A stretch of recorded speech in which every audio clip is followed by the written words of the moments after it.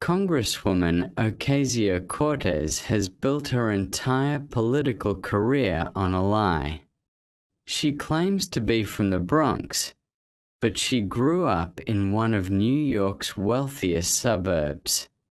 She claims to understand working-class struggle, but her father was an architect and she lived in a $500,000 house. She preaches socialism while she's worth $29 million. She attacks the rich while attending $35,000 galas in designer dresses. It's time someone told the truth about who Alexandria Ocasio-Cortez really is. Senator J.D. Vance's calm Midwestern voice cut through the Senate-House Joint Committee hearing room like a knife through silk. Alexandria Ocasio-Cortez's face flushed red. Her voice shook with defensive anger as she shot back. "How dare you question my background? You're a venture capitalist who went to Yale Law School. You're the privileged elite trying to silence a woman of color who actually fights for working people. You wouldn't know struggle if it hit you in the face." Vance set down his pen, his expression remaining calm and measured. "Congresswoman, I grew up in Middletown, Ohio. My mother struggled with opioid addiction. I was raised by my grandmother in poverty. I joined the Marine Corps and served in Iraq. I earned my way to Yale through sacrifice, not privilege. So yes, I do know struggle, and I also know when someone is faking it." He opened a manila folder filled with documents. "Now, let's discuss your childhood in Yorktown Heights, where the median home value is $547,000. What happened over the next 45 minutes will become the most viral political moment of the year. The social media superstar exposed as a fraud. The Democratic Socialist revealed as a millionaire hypocrite. The voice of the working class demolished by someone who actually grew up poor. All because a Marine Corps veteran did his homework and wasn't afraid to tell the truth. Smash that like button because you're about to watch a real working class kid expose a fake one." The Senate-House Joint Committee on Economic Policy hearing room was packed beyond capacity on this Wednesday morning. The official topic was working-class economic opportunity in modern America. But everyone knew the real story. Senator J.D. Vance had requested this hearing specifically to confront Alexandria Ocasio-Cortez about her authenticity. The progressive media was there in force, ready to defend their champion. Young activists had lined up before sunrise to support AOC. This was supposed to be her moment to shine, defending herself against Republican attacks, speaking her truth, delivering viral moments that would dominate social media. But Vance had opened with a devastating salvo that caught everyone off guard. He hadn't waited for AOC to attack him. He'd struck first calmly and methodically, listing her hypocrisies before she could establish a narrative. The contrast between the two was stark from the moment they entered. AOC arrived like the political celebrity she'd become. Her Tory birch pants suit cost $2,500, more than many Americans make in a month. Statement jewelry adorned her wrists and neck, the kind of expensive pieces fashion magazines call investment jewelry. A professional makeup team had prepared her for the cameras. A personal photographer followed her, documenting her entrance for Instagram. She was filming herself on her phone, creating content for her 11 million followers. Surrounding her was an entourage that would make a Hollywood star jealous: press secretary, social media manager, 2 policy staffers, and 3 reporters who had been given advanced access for favorable coverage. She moved through the hallway like royalty, pausing for selfies with young supporters, her confidence radiating in every gesture. Senator J.D. Vance arrived alone. He wore a simple dark suit, unremarkable and off the rack. The only accessory visible was a small Marine Corps pin on his lapel, the kind you earn through service, not purchase for style. He carried one manila folder and nothing else. No entourage, no cameras, no social media team. At 40 years old, with his Midwestern features and measured demeanor, he looked like a regular person who'd work hard to get where he was. The gallery was filled with AOC supporters. Young progressives wearing tax the rich shirts, holding signs that said the squad ready to cheer their champion. Democratic committee members smiled confidently. The media had their narrative prepared: AOC schools another Republican on working class issues. This was going to be entertaining. AOC's response was defensive from the start, her voice mixing outrage with underlying anxiety. Senator Vance's attacks on my background are disgusting and typical of Republicans who can't handle a strong woman of color in Congress. She looked around the room, seeking support from her allies. He sits there in his expensive suit, having attended Yale Law School, having made millions as a venture capitalist, profiting off working people's labor. And he has the audacity to question my authenticity. Scattered applause from the progressive gallery, but noticeably less enthusiastic than expected. I grew up in the Bronx. I worked as a bartender. I know what it's like to struggle with bills, to worry about rent, to live paycheck to paycheck. Unlike Senator Vance, who escaped to his Ivy League education and his venture capital millions, I stayed and fought for working people. More applause, but AOC's usual confidence seemed shaken. She was reacting, not controlling the narrative. The senator wants to talk about privilege. Let's talk about his privilege. Let's talk about how he abandoned Appalachia for Yale. How he made his fortune and now pretends to care about the people he left behind. She sat back trying to project confidence, but something was different. Vance had thrown her off balance by attacking first. While AOC delivered her defensive response, Vance took minimal notes.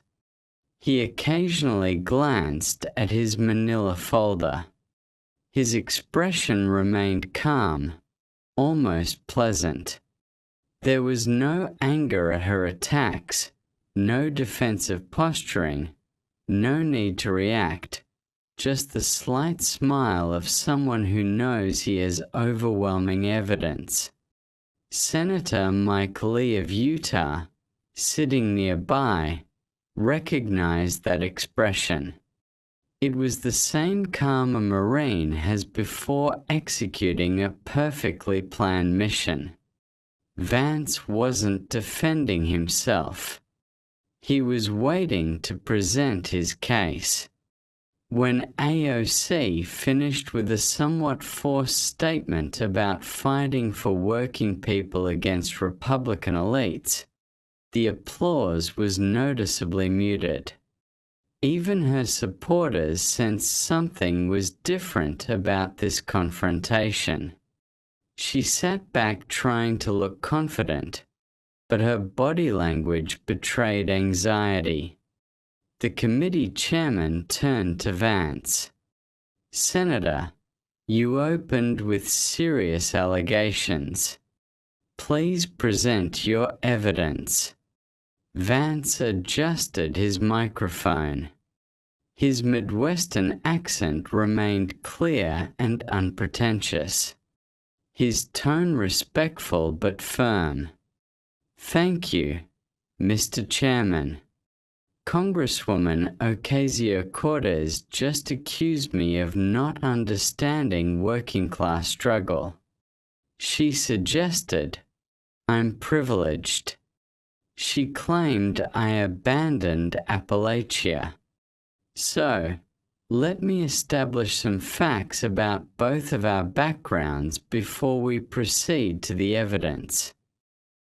He opened his manila folder with deliberate care. "I grew up in Middletown, Ohio, not the nice part of Ohio, the part where factories closed, where jobs disappeared, where the American dream went to die for a lot of families, including mine." Vance's voice carried the weight of genuine experience. "My biological father left when I was young. My mother struggled with opioid addiction, something that destroyed our family and nearly destroyed me. I was raised primarily by my grandmother. We called her Mom as she saved my life. We lived in a house where we worried constantly about paying bills, where utilities got shut off because we couldn't afford them, where violence and addiction weren't abstract policy issues. They were daily realities, where the question wasn't which college I'd attend, but whether I'd survive to 18 without ending up in prison or dead from an overdose. Like so many of my friends, the gallery had gone quiet. This wasn't the defensive posturing they'd expected. I joined the United States Marine Corps when I was 19 years old. I served in Iraq as a combat correspondent. That wasn't a career move. That was survival. That was my only path out." He looked directly at AOC. "I went to Ohio State University on the GI Bill. The inquiry into the financial trajectory of Congresswoman Ocasio-Cortez represents a pivotal moment in the study of modern political economy and the monetization of influence. Senator Vance shifted his focus toward the staggering disparity between a standard legislative salary and the net worth estimates that have circulated within financial oversight circles. He presented a line of reason that questioned how a representative from a fixed government wage could accumulate wealth at a rate that outpaces traditional investment benchmarks. This was not merely an accusation of personal enrichment but a broader critique of the influencer to politician pipeline that has come to define the new code in Russia. Fans analyze the mechanics of book deals, speaker engagements, and the potential for secondary income streams that often remain opaque to the general public. The Senator's examination of the Congresswoman's lifestyle in the nation's capital further intensified the scrutiny on the consistency of her democratic socialist brand. He detailed the specifics of her residence in the Nayfield, a neighborhood that has undergone rapid gentrification to become a hub for her professionals and political operatives. By contrasting the luxury amenities of a high-rise apartment with the rhetoric of urban housing crises, fans sought to illustrate a disconnection between her legislative platform and her personal choices. This analytical approach focused on the concept of lifestyle signaling, where the symbols of wealth and comfort are viewed as being at odds with a movement built on the rejection of capitalist excess. The committee was presented with a narrative of a leader who enjoys the fruits of the fairy system she publicly seeks to dismantle. The discussion recorded thematically bears served as a case study in the complexities of modern political symbolism and the intersection of fashion and activism. Fans scrutinized the claim that attending a high society fountain a designer can constitute a form of protest, suggesting instead that it functions as an entry point into the global celebrity elite. He argued that the optics of the event created a permanent visual record of class stratification, where the Congresswoman was positioned as a guest of honor among the wealthy. From a neutral analytical standpoint, this moment highlighted the inherent friction between radical political messaging and the realities of high-stakes public relations. The Senator's critique focused on the idea that the tax-the-rich message was neutralized by the surrounding environment of opulence and exclusivity. Moving deeper into the financial architecture of her political rise, fans introduced documents related to Campbell finance practices and the role of top-tier advisors. He touched upon the controversies surrounding the movement of funds between various political action committees and private entities linked to her early campaign leadership. This line of inquiry was designed to challenge the grassroots narrative that has been central to her political identity since her upset victory in 2018.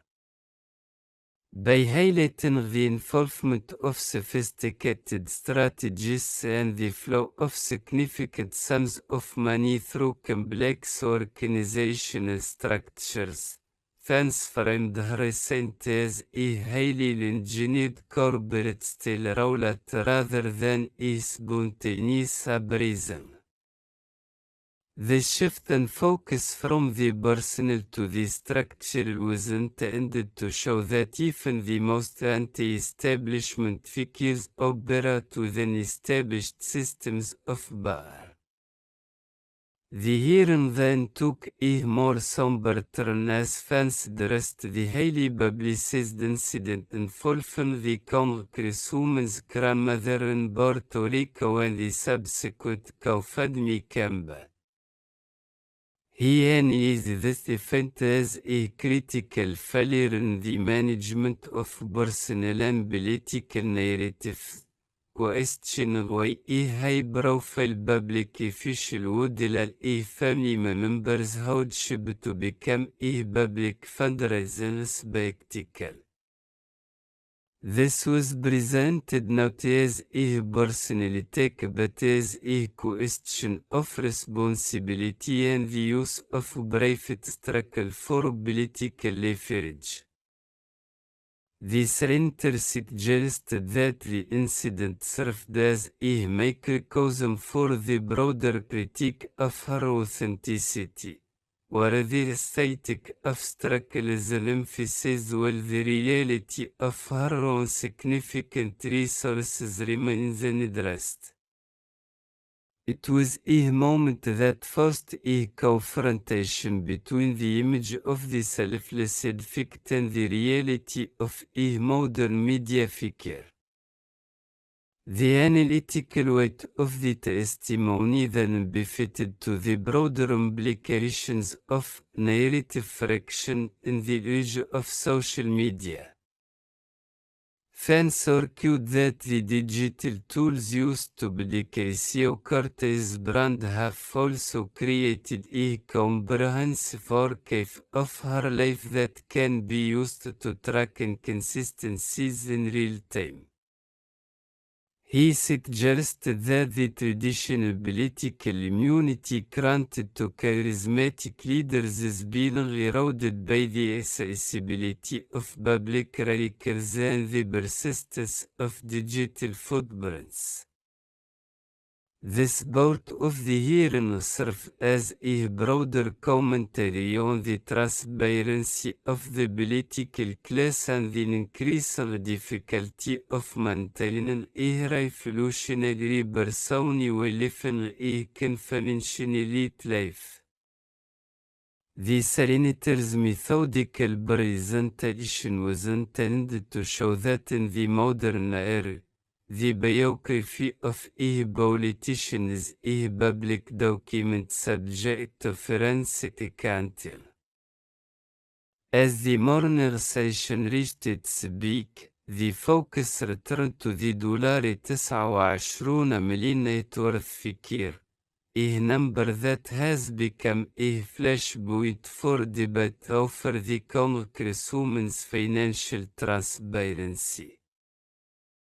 Fans did not provide a cynical smoking gun but instead built a circumstantial case based on the valuation of her public brand and the potential for future runs.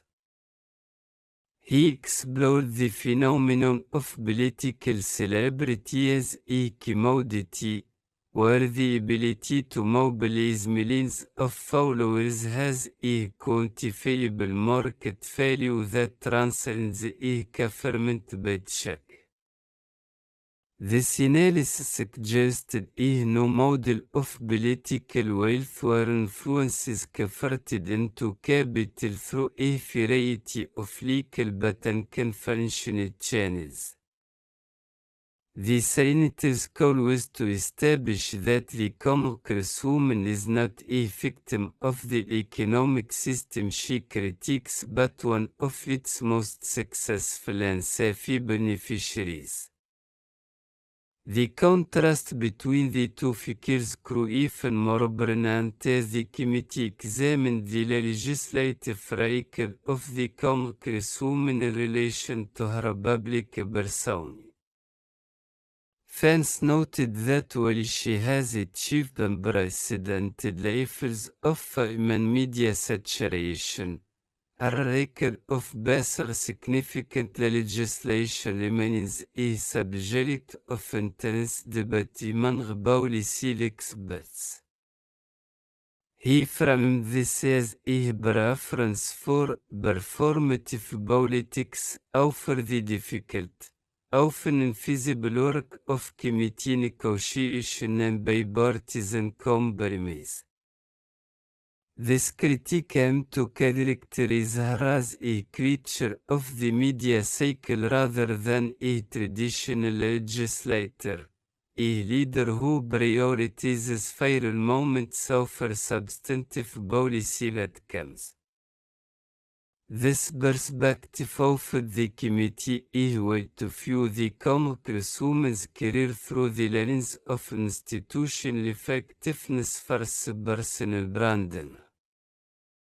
Ocasio-Cortez's defense team and her allies on the committee attempted to reframe these financial inquiries as a coordinated attempt to discredit a transformative leader.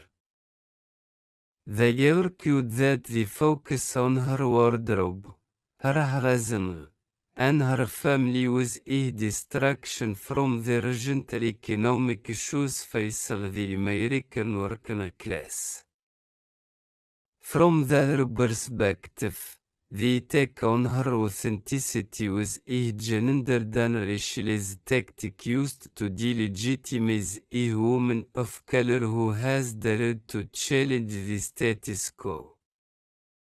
They contend that her success and her lifestyle are irrelevant to the truth of her message, certain that one can advocate for systemic change while operating within the current economic reality.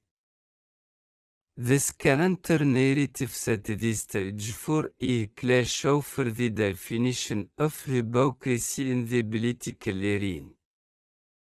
Fans, however, remained focused on the evidentiary record, producing a timeline of the Congresswoman's public statements regarding her personal finances.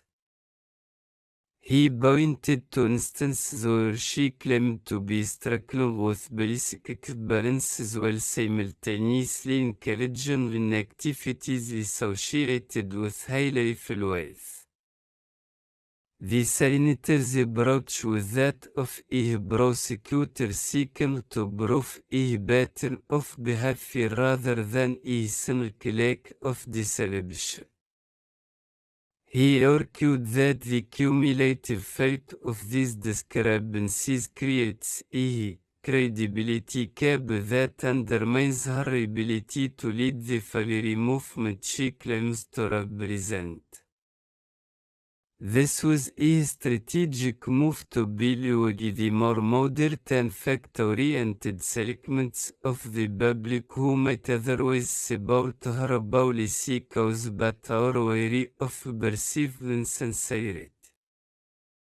The hearing also touched upon the ideological implications of a millennial socialist, a concept that fans argued was a fundamental contradiction in terms.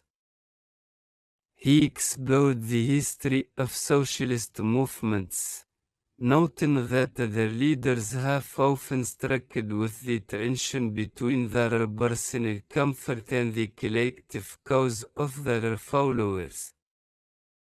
However, he contended that the modern American version of this phenomenon is unique in its brazen embrace of luxury and celebrity culture. By analyzing the market for radical content in the United States, fans suggest that Ocasio-Cortez has tapped into a lucrative niche that rewards the appearance of rebellion while reinforcing the structures of the digital economy. This was a sophisticated critique of the attention economy and its impact on the democratic discourse.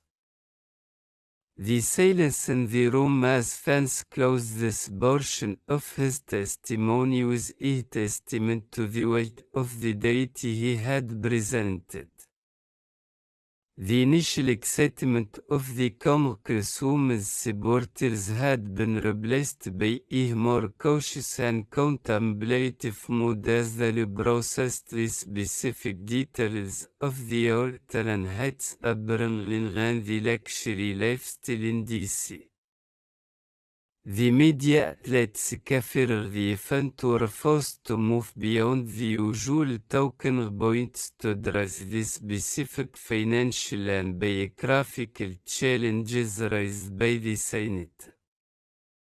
The shift in the conversation demonstrated the power of a fact-based, methodical inquiry to disrupt even the most carefully managed political narratives. It was a demonstration of how objective analysis can be used as a potent weapon in the theater of ideological warfare. Looking forward, the implications of this confrontation extend far beyond the political careers of the two individuals involved.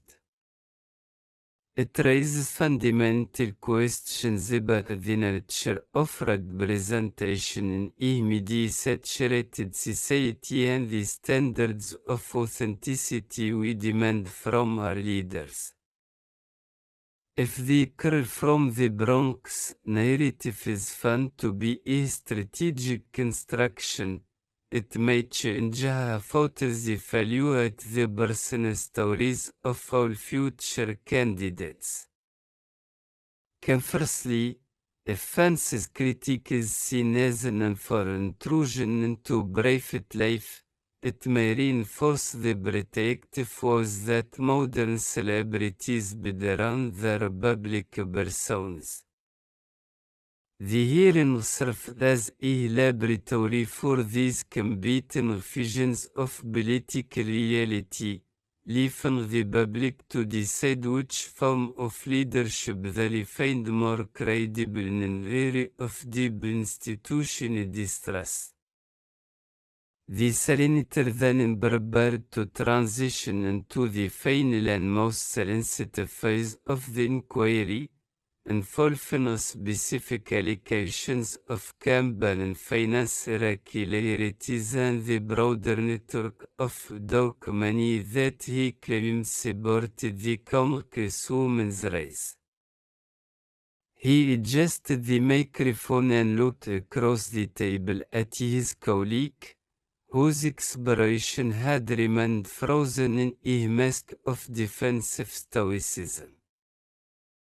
The atmosphere was one of maband resolution, as if the many threads of biography, finance, and rhetoric were finally being woven into a cynical, comprehensive indictment of the modern political celebrity. This was the moment where the theoretical discussion of socialism and capitalism met the hard reality of federal regulations and financial oversight. The focus of the inquiry then shifted to the complex regulatory landscape of campaign finance and the organizational structures that facilitated the Congresswoman's initial rise to power. Senator Vance directed the committee's attention to the intricate web of political action committees and private limited liability companies that managed the finances of the 2018 campaign. He specifically highlighted the role of Saikot Chakrabarti, the Silicon Valley entrepreneur turned political strategist who served as the architect of the brand new Congress and Justice Democrats initiatives. From an analytical perspective, this phase of the hearing moved beyond personal biography into the realm of administrative law and federal oversight. Vance argued that the movement, while presented as a spontaneous grassroots uprising, was supported by a highly sophisticated financial apparatus that utilized legal loopholes to move large sums of money with limited transparency. Vance presented a series of documents detailing the transfer of funds between the brand new Congress PAC and a private entity called Brand New Campaign LLC. He noted that such arrangements are often scrutinized by the Federal Election Commission because they can be used to bypass traditional disclosure requirements. The senator contended that while the congresswoman campaigned on the promise of getting dark money out of politics, her own organization utilized some of the very same techniques associated with modern political fundraising. This line of questioning aimed to illustrate a structural hypocrisy, suggesting that the insurgent nature of her campaign was facilitated by a professionalized and opaque financial machine.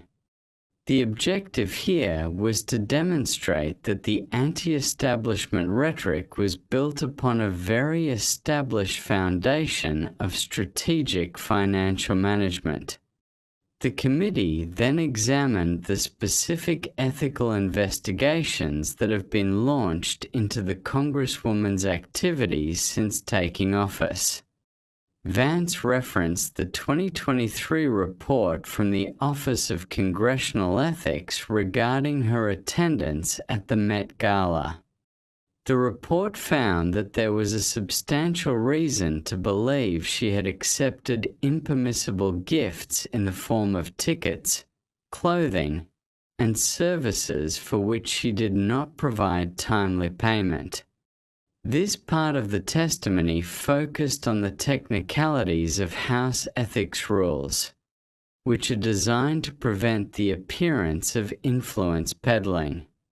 By framing the incident not just as a fashion statement but as a potential regulatory violation, Vance sought to ground his critique in the formal standards of congressional conduct.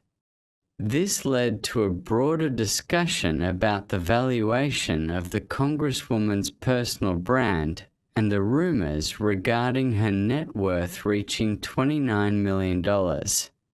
Vance acknowledged that while her official financial disclosures show assets significantly lower than that figure, the viral nature of the estimate reflects a deep public skepticism about the financial benefits of political celebrity. He analyzed how a representative who entered office with minimal savings could become a focal point for such speculation. The senator suggested that the commodification of her identity through social media and book deals creates a financial potential that is difficult to capture through traditional disclosure forms. He argued that the influence economy has created a new class of wealthy politicians who leverage their public personas for future economic gain, while maintaining a populist facade. The hearing also revisited the 2021 incident involving the Congresswoman's grandmother in Puerto Rico, which served as a case study in narrative management and public relations. Vance analyzed the timeline of the events, noting that while the Congresswoman blamed the slow federal recovery efforts for her grandmother's dilapidated housing conditions, she simultaneously maintained a high-income lifestyle in Washington. The senator questioned the decision to allow a public GoFundMe campaign to raise money for her family instead of utilizing her own significant congressional salary or personal resources. From a neutral standpoint, this incident highlighted the challenges of maintaining a woman of the people image when one's personal financial capacity far exceeds that of the average citizen. Vance argued that this was another example of utilizing personal struggle as a political tool while avoiding the responsibilities associated with wealth. The focus then turned to the legislative efficacy of the Squad and the progressive wing of the Democratic Party. Vance utilized a series of legislative trackers to show that despite her massive social media following and cultural influence, Ocasio-Cortez has struggled to build the bipartisan coalitions necessary to pass significant federal laws. He contrasted her high-profile media appearances with the quiet, methodical work of senior legislators who focus on appropriations and incremental policy changes. This critique aimed to characterize her career as one of performance over substance, suggesting that her primary impact has been on the discourse of the party rather than the laws of the land. It was an argument about the definition of political power and whether it is best measured in Instagram likes or in the congressional record. Vance concluded this section by synthesizing the various critiques into a single overarching theme: the emergence of the elite populist. He defined this as a new type of political actor who uses the language of the working class and the aesthetics of struggle to achieve personal celebrity and institutional power within the very systems they claim to oppose. He argued that the Congresswoman represents the pinnacle of this trend, a figure who has successfully converted the grievances of the marginalized into a potent and profitable personal brand. By contrasting her Yorktown Heights upbringing with her Bronx narrative and her socialist rhetoric with her luxury lifestyle, Vance sought to prove that she is a product of the modern elite rather than its adversary. This final summary was designed to leave the committee with the impression of a leader whose greatest achievement is the curation of her own identity. The reaction from the committee members was split along predictable ideological lines, yet the depth of the evidentiary record presented by Vance forced a more serious engagement with the facts. Democratic members emphasized the Congresswoman's role as a symbol of hope for a new generation and defended her right to participate in the cultural life of the nation.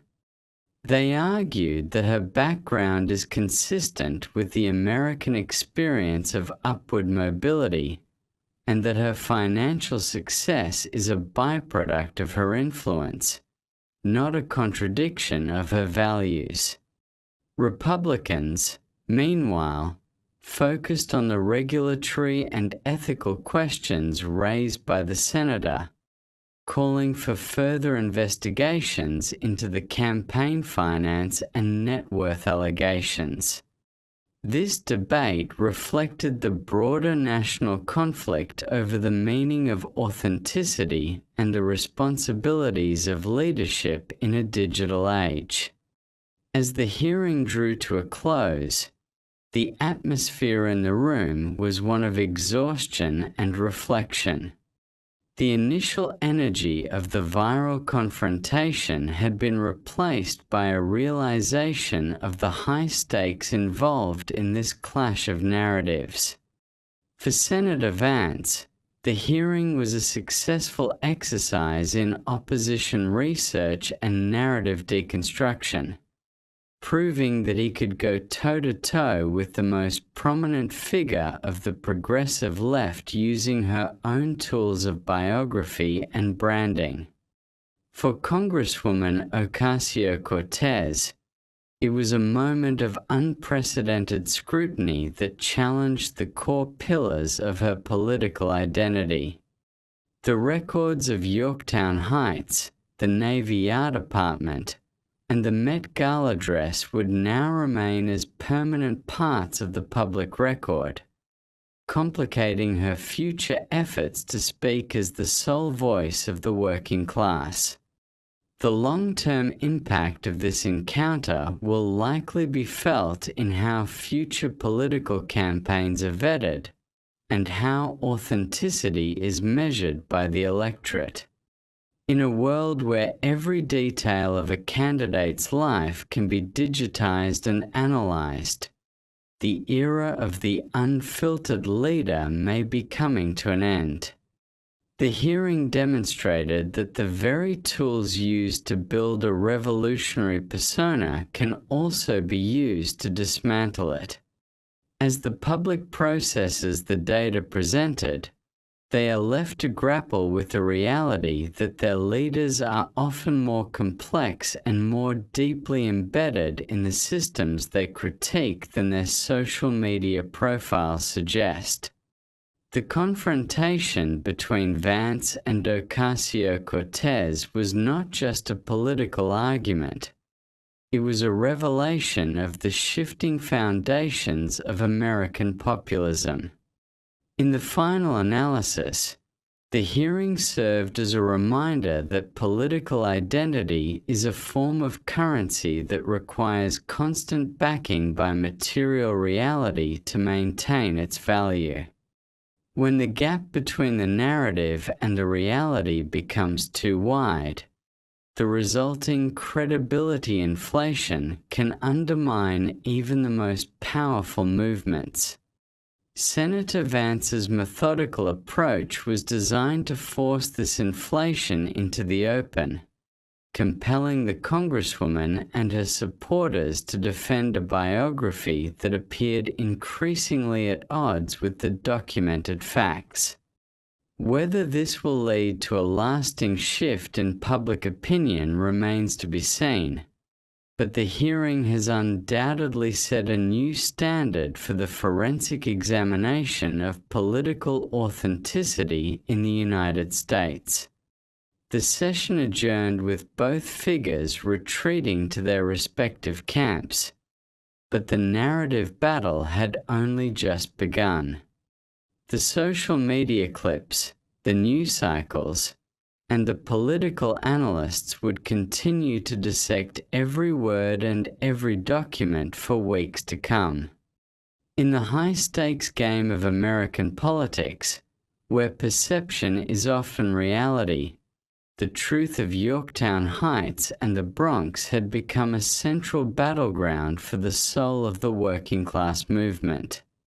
The senator from Ohio and the congresswoman from New York had provided the country with a masterclass in the power of the personal story and the danger of the manufactured myth. It was a day that defined the current state of the American political landscape, a theater of high-definition conflict where the most important facts are the ones that challenge our favorite stories.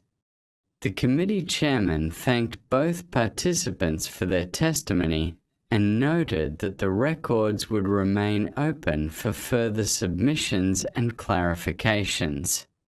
The media scrum that followed the adjournment was a chaotic reminder of the celebrity status of the participants, with reporters shouting questions about net worth and childhood homes. Both Vance and Ocasio-Cortez navigated the crowd with the practiced ease of professional politicians, but the weight of the day's events was visible on their faces. The hearing had moved the needle on the national conversation, shifting the focus from policy slogans to the more difficult and uncomfortable questions of personal integrity and institutional transparency. It was a moment of clarity in a political era often defined by noise. As the lights in the hearing room were dimmed and the staff gathered the last of the manila folders, the significance of the event began to settle. This was the most viral political moment of the year, not because of a clever quip or a dramatic walkout, but because it forced a public reckoning with the nature of modern leadership. The girl from the Bronx and the boy from Middletown had met in a room built on tradition and law, and in the process, they had revealed the deep fissures in the American dream. The questions raised about Yorktown Heights and the Met Gala will continue to resonate, serving as a cautionary tale for those who seek to build a movement on a foundation of carefully curated biography. In the end, the truth is rarely as simple as an Instagram post, and the cost of fame in Washington is often the loss of the very identity that made one famous in the first place.